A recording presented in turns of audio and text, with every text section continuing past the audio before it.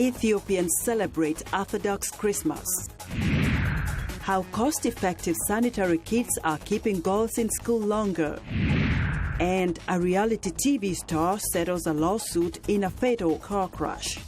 Africa 54 starts right now. Good evening and welcome. I'm Vincent Makori. This is Africa 54. We'll have those stories in a moment, but first we begin in North Africa, where at least 47 people were killed Thursday when Libya's worst bomb attack since the fall of Muammar Gaddafi hit a police training center. Just hundreds of killing hundreds of recruits gathered for a morning meeting. Now, the bomb detonated as some 400 recruits were arriving at the police center in Zilten, a coastal town between the capital Tripoli and the port of Misrata. Suicide blasts and car bombings have increased in Libya as Islamist militants have taken advantage of the country's chaos to expand their presence. Fires caused by clashes between Islamic State terrorists and guards near Libya's biggest oil ports have spread to 4 oil storage tanks. At least 9 guards were killed and more than 40 injured during fighting in that area. Well, the United States is claiming major coalition gains against the Islamic State in Iraq and Syria. As VOA Pentagon correspondent Kalabab reports, the U.S.-led coalition has started the year on the offensive, but still has a lot of work ahead. This was the territory Islamic State controlled at its height, and this is what U.S. officials say the group controls as of November.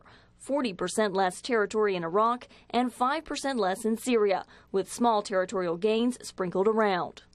Probably in May is really when they reach their culminating point of offensive operations.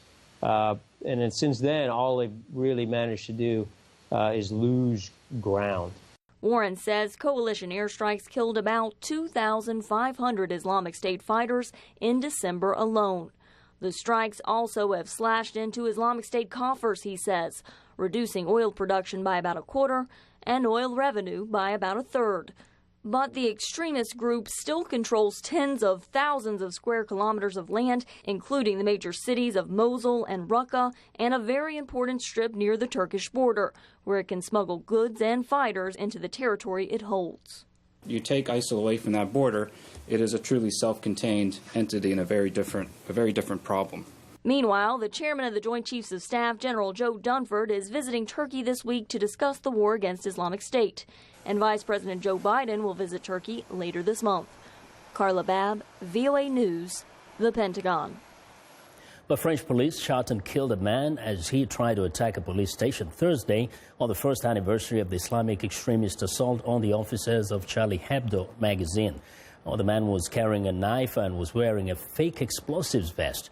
Meanwhile, French President François Hollande commemorated the one-year anniversary of the Charlie Hebdo attacks on January the 7th, 2015. 2 French-born brothers killed 11 people inside the building where Charlie Hebdo magazine operated, as well as a Muslim policeman outside. President Hollande paid tribute to the police and their long history of protecting the people of Paris. Nous voici à nouveau réunis dans cette cour. The place where we gathered a year ago to pay tribute to the police officers killed by the terrorists who had conducted the large attacks on Charlie Hebdo and the supermarket. Today, we are back here 2 months after the act of war committed in Saint-Denis and Paris, which caused the death of 130 people and wounded many. Each time policemen face the murderers to neutralize them, protect our fellow citizens and attend the victim with the firefighters unit. This is why this ceremony is first and foremost characterized by gratitude and remembrance. Well, elsewhere in Paris, makeshift memorials sprung up at the locations of the terrorist attacks. Over the next 2 days, an accomplice shot a policewoman to death and then stormed a cautious supermarket, killing 4 hostages. All 3 gunmen died. France remains under a state of emergency following extremist attacks last November. With the executions in Saudi Arabia last week of more than 40 dissidents, including a prominent Shia cleric, and the subsequent severing of relations with Iran, underscored the Saudi royal family's deep concerns about the stability of the kingdom. Now, the mass executions appear to be a warning that dissidents will not be tolerated. VOA's Heather Maddock tells us more. As Saudi diplomats return from Iran after the break in relations, protests continue in neighboring Bahrain over the execution of Shiite cleric Nimr al-Nimr. Analysts say for Saudi Arabia, the execution of 46 men Saturday was a show of strength by a country surrounded by turmoil, which it fears will seep across its borders, and threatened by renewed unrest among the Shiite population in the eastern province that have long complained of marginalization. Saudi Arabia wants to portray itself as a strong country that can stop any opposition in its eastern province or anywhere else. Saudi Arabia is a massive state in an area surrounded by conflicts. Bahrain, a tiny strategic island nation off the eastern coast of Saudi Arabia, has a Shiite majority, but it is led by a Sunni monarchy. And while Shiite protesters express their anger at the Saudi government, officials have followed the lead of Saudi Arabia and its Sunni allies. Bahrain, the United Arab Emirates, Sudan, and Kuwait have all cut or downgraded diplomatic ties with Shiite-dominated Iran after the Saudi embassy was attacked by protesters in Tehran. Analysts say Saudi fears of backlash inside its borders are not without reason. In addition, Shiite groups in other nearby countries have threatened to avenge al-Nimr's death. I believe this conflict is impacting the whole region. It's most dangerous for the Gulf, but if this crisis is not contained swiftly, it may lead to conflicts in many other parts of the region. Other analysts point out that, like Saudi Arabia's tough diplomatic stance, the mass execution was not just a show of strength against Shiite dissidents. Most of the men killed have been convicted of terrorism charges and were associated with al-Qaeda, a group that self-identifies as Sunni. Heather Murdoch, VOA News, Cairo. Well, the United States and other world powers are considering their next move against North Korea after Pyongyang conducted what it says was a successful hydrogen bomb test. U.S. officials have cast doubt on North Korea's description of the test, but nevertheless have responded with swift condemnation. VOA State Department correspondent Pam Dawkins has the story. Word of the underground test resulted in cheers in North Korea, but drew a harsh reaction in Washington. Officials said the U.S. is still working on the appropriate response. Clearly, this is going to be an international decision. This isn't just not just about one nation here. The UN has tools at its disposal. The White House noted that statements of disapproval had come from countries including Russia and China, two nations that are not always in agreement with the U.S. That is an indication that the interests of the United States can be successfully advanced through principled, focused, tenacious diplomatic engagement. And that's what we're going to continue to pursue. North Korea and its leader Kim Jong-un are already being squeezed by U.S. and UN sanctions for the country's previous nuclear violations. The U.S., however, should push for a broader international economic penalty, says Robert Manning, who spoke to VOA via Skype. In other words, take away Kim Jong-un's credit cards. I think that would cause some real pain at a time when he's promised in his regime is going to improve the economy, which is a long shot to start with. U.S. leverage on North Korea is limited without outside help from one particular country, says Barry Bleckman, who also spoke via Skype. We got this UN Security Council to establish tighter and tighter sanctions. We've gotten them pushed out of the international banking system. But it's still not enough so long as the Chinese continue to allow kind of a fundamental level of survival to continue there. He says efforts to exert more economic pressure on North Korea will have limited results until China fully complies with existing international sanctions against Pyongyang. Pam Dawkins, VOA News, the State Department. We want to know what you think about Africa 54 and the stories we covered. Join the conversation on Facebook. The address is Africa 54. Check out our headlines 24/7 on voaafrica.com. Find me on Twitter at VOA Vincent Makori. Coming up, a Ugandan activist's solution for keeping girls in school. Stay with us.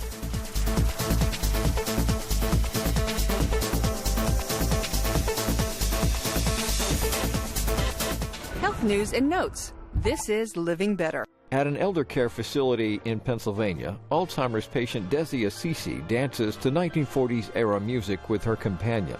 The Easton home recently installed an old-time kitchen and living room to help enliven dementia patients. Dr. Jason Karlowish. The benefits of reminiscence therapy is that it taps into memories that are well-learned, memories that are attached not just to a fact, but also to a smell, to images, to music. The therapy is working for Olga Deacon, who has dementia. She often spends time in the kitchen telling stories of her childhood to her granddaughter, Chris Boyce. I've learned more about her in the 2 months she's been here than I think I knew before that.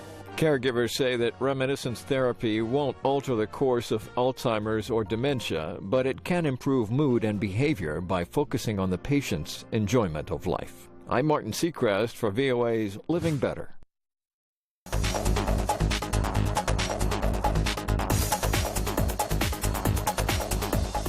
Well, major financial markets in Europe fell sharply early Thursday after China again suspended stock trading because of a massive sell-off. Thursday's 7% drop in the first half hour of trading on the benchmark Shanghai Composite Index prompted Beijing securities regulator to call off trading for the day. The move unnerved investors across the region, sending other Asian markets lower and weakening the value of the Chinese yuan currency against the dollar.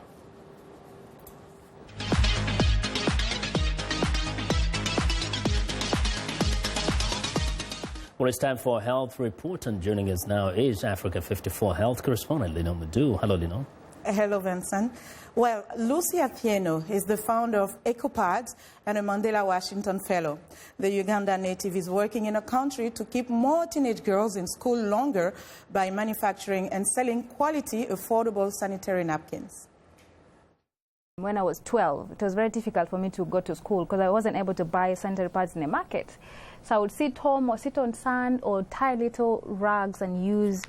And one day my dress got stained and I was really embarrassed in class. So that's where my passion comes from, making the sanitary pads, the eco pads. So that experience is what started this idea of launching this business. Every time I would wake up, I think, what can I do differently for a child to attend at least school, for a girl child, not to go through the embarrassment I went through. I remember I shared with my teacher in O-levels, and I told her I have an idea of making sanitary pads or a cloth, a kind of pad. She told me, Lucy, you can't do that. You can't, just forget it, go to class. So I kept quiet. So when I went to university, I spoke to my lecturer about it as well. And she encouraged me and said, Lucy, go for it, you can do it. You know, so that gave me a lot of energy and motivation to start really doing the eco pads. But going for the yearly fellowship, I was at Dartmouth College. It was a great, great experience. And then when I applied for the African Development Foundation Fund and I won the 25,000, it just sparked of the fire. So I started the production right away, and you know, it's growing every day. So before the yearly fellowship, you did not start EcoPad? Before the yearly fellowship, we were doing local stitching, just buying the material. This is the fourth one right now. It has been tested by the Uganda Bureau of Standards. So this is for light flow, small. And then we have for heavy flow as well, which is a little bit bigger than that. Looks like that. So the girl gets this pad, fixes it in the wing. We have a wing. That's how the wing looks like. So you get this pad, put it on the wing, like that. And then you clip it on your panty. And then, so you're probably in a meeting and it's stained, you remove the top one, you roll it nicely, and you put it in a waterproof carrier bag. And you can wash it later on in the evening when you get home. It takes like 5-10 minutes to wash it, and you dry it. How do you ensure that the girls are maintaining a certain level of hygiene, wash it well? So I have instructions for use in this pack here. Because I used to using little rugs and hiding it under their beds, some of the girls were still doing the same with the eco pad. So what we're doing right now is educating them, encouraging them to wash the pads and just dry it in the sun. Just use ordinary soap and cold water, wash it, and sun dry it. What's inside this? There's a lining inside that protects from leaking through, so it's a proof kind of. And also if you feel the wing also has a proof, so even if the pad is on top, it can't leak through to the wing. So would you say this is for the more economically challenged girl? Well, for now, but even for the other markets, because we have customers in in the middle class or upper class as well. But for now, our biggest customers are for those who are not able to afford what's in the market, which costs about $2 every month. They just have to spend $4 in a year, and they're good to go. In terms of your experience as an entrepreneur, what type of challenges have you come across, and what have you learned through the Yali Fellowship that you didn't know before? As an entrepreneur, some of the challenges are first of all, because this EcoPad is a washable sanitary pad, people already have attitude. Lucy, you expect me to buy a pad and wash it? Are you for real? So that's so they sometimes demotivate and make you feel, oh, should I really continue doing this or not? But because it's my passion and I love to do it, so I have the resilience and persistence to do what I want to do and just see the girls in school. So that keeps me going. But the yearly fellowship was a very great experience. The exposure, the network. We had sessions on entrepreneurship and business, and I learned a lot from those sessions. Some of the issues that the girls face in Uganda are similar to the ones that are in Nigeria, in Ghana, in Tanzania. And I met Michelle Obama at the summit. So we had a breakaway session discussing issues around girls' education, what are the challenges the girls are facing, what's the way forward. And he was sharing with us her experience as well. It was great. What a great idea there. Well, EcoPads comes in a kit that can both be used for 1 year, 10 pieces for $4 and 8 pieces for $3. The business has supported about 1,000 girls. And Lucy Atieno says, according to some teachers, well, girls' absenteeism has been reduced thanks to access to affordable sanitary pads. Vincent, that's our Africa Health Report for today. Back to you. Yeah, really brilliant. Well, thanks a lot, Lino. And don't forget to join Lino Mudu for her health report every Tuesday and Thursday right here on Africa 54.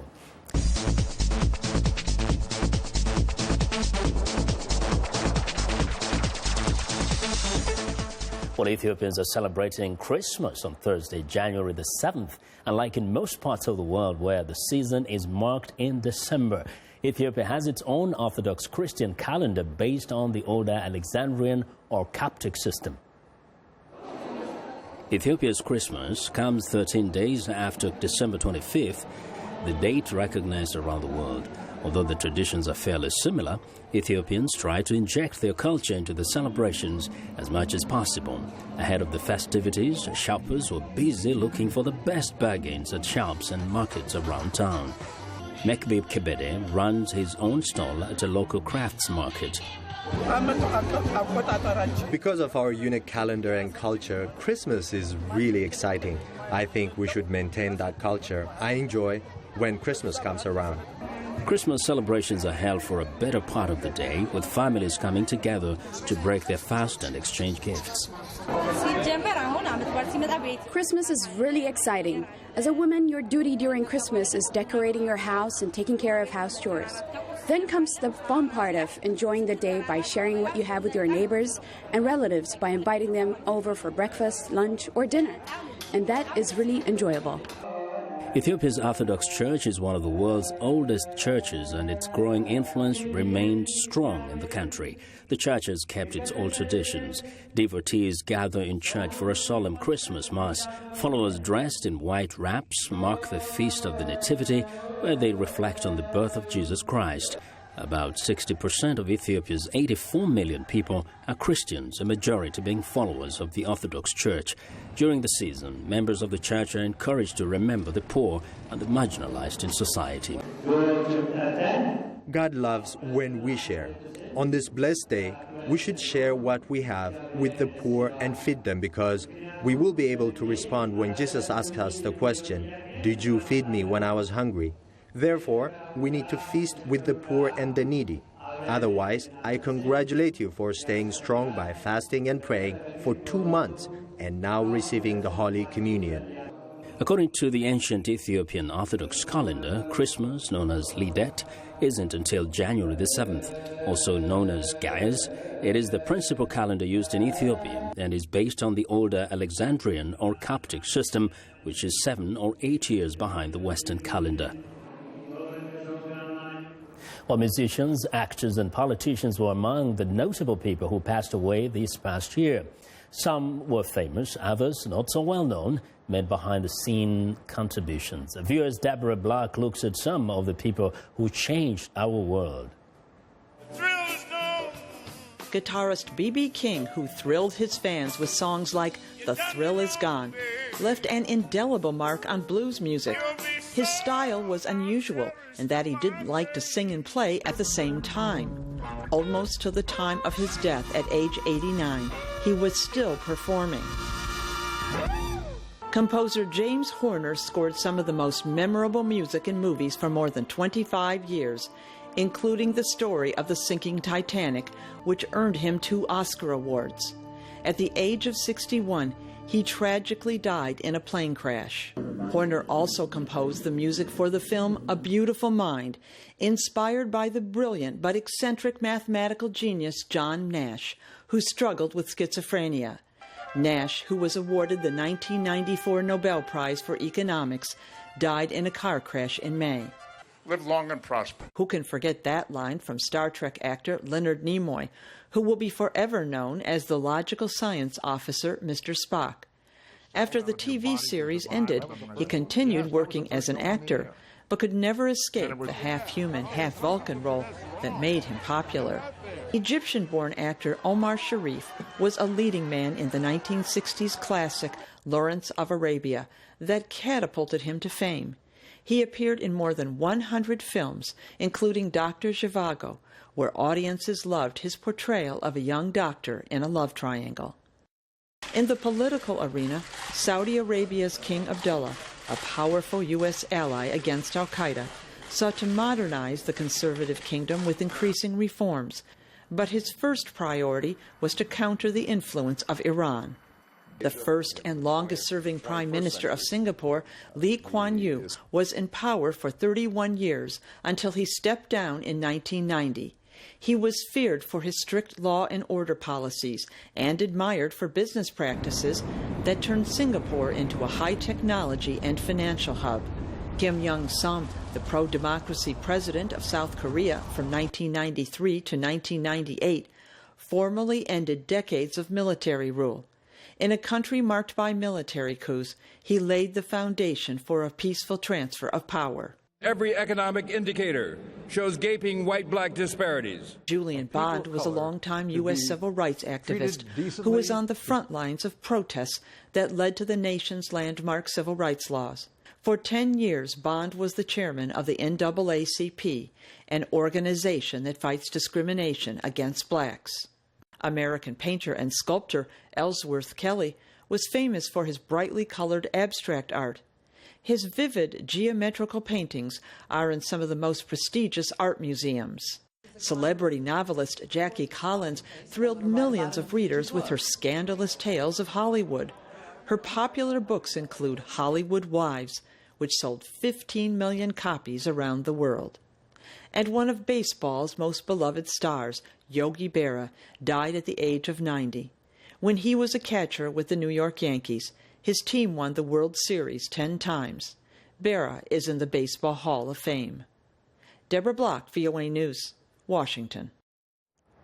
Well, it's time now for a short break. Still to come on Africa 54, a reality star settles a lawsuit following a deadly car crash. We'll be right back.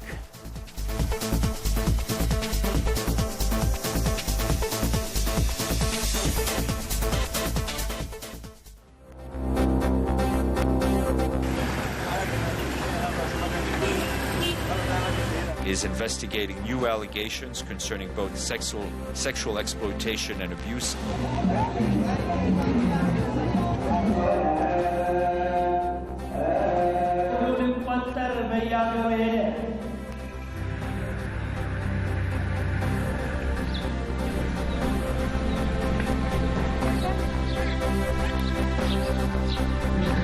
Business-friendly monetary policy liquidity, as I said, either or flexible exchange rate that can accommodate and operate as shock absorber. Le ministre, les élections sont à présent terminées.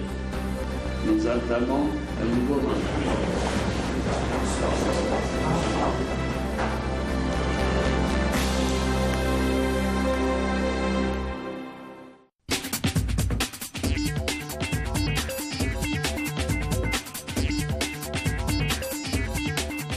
Welcome back to Africa 54. Here's what's trending. A woman injured in a fatal crash involving Caitlyn Jenner has settled her lawsuit against the reality TV star for the 2015 crash that killed one woman and injured several others along the Malibu coast. Jenner was hauling an off-road vehicle behind a Cadillac Escalade when she steered to avoid cars slowing for a traffic light on Pacific Coast Highway. Jenner rear-ended two cars, a Lexus driven by Kim Howie and a Prius driven by Standoff. Howie, 69, was killed when her car was pushed into the path of an oncoming Hummer. Sheriff's investigators determined Jenner was traveling at an unsafe speed for traffic conditions. Court papers about the settlement do not indicate its terms. Jenner did not face criminal charges for her role in the crash. Well, next up, the musical powerhouse that is Adele is unstoppable. The British singer's album 25 spent its sixth week at the top of the Billboard 200 chart, selling 363,000 albums in the week ending December 31st. 25, the top-selling album in the U.S. for 2015, has sold over 7 million copies since its November 20th release. According to Billboard, the album is the biggest seller of any calendar year since 2004. To put her success into perspective, Adele even beat gaming giants FIFA and Call of Duty to be the biggest overall entertainment hit of 2015. Well, and finally, A-list stars all have one thing in common: great hair. As award season kicks into high gear, celebrity beauty experts say the planning of hairstyles begins months in advance of a big event and is centered around the dress. Now, for the 2016 award season, subtle glamour is on trend. Celebrities also like to use hair extensions to make their hair look fuller or longer and enhance color. Different award ceremonies call for different style approaches. The Golden Globes are the most relaxed events, with stars drinking and eating during the ceremony, whereas at the Oscars, attendees go all-out glam. And that is what is trending today. And that's our show for today. Be sure to watch Africa 54 on our website at voaafrica.com for more news. Tune in to VOA's evening radio show, Africa News Tonight at 1800 UTC, and in the mornings to Daybreak Africa between 0300 and 0600 UTC. That's Monday through Friday. Thanks a lot for watching. From all of us here in Washington, have a good night.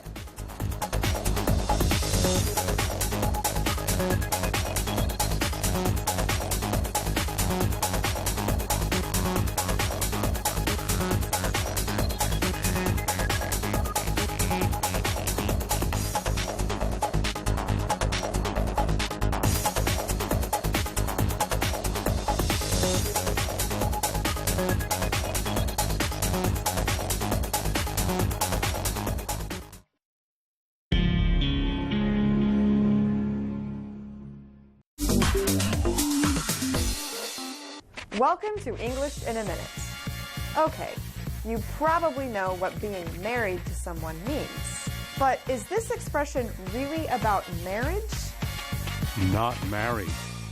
Anna, I know I agreed to name our rock band the English Teachers, but now I'm not so sure. That's okay. I was never married to that name anyway. Good. I thought you'd be upset. Oh, no way, man. I thought we could call ourselves the Rockin' English Teachers. To use not married this way means you are not attached or committed to something. You don't care about it. This expression is commonly used in the negative form. One of the only times we use it in the positive form is when we talk about work. And that's English in a Minute.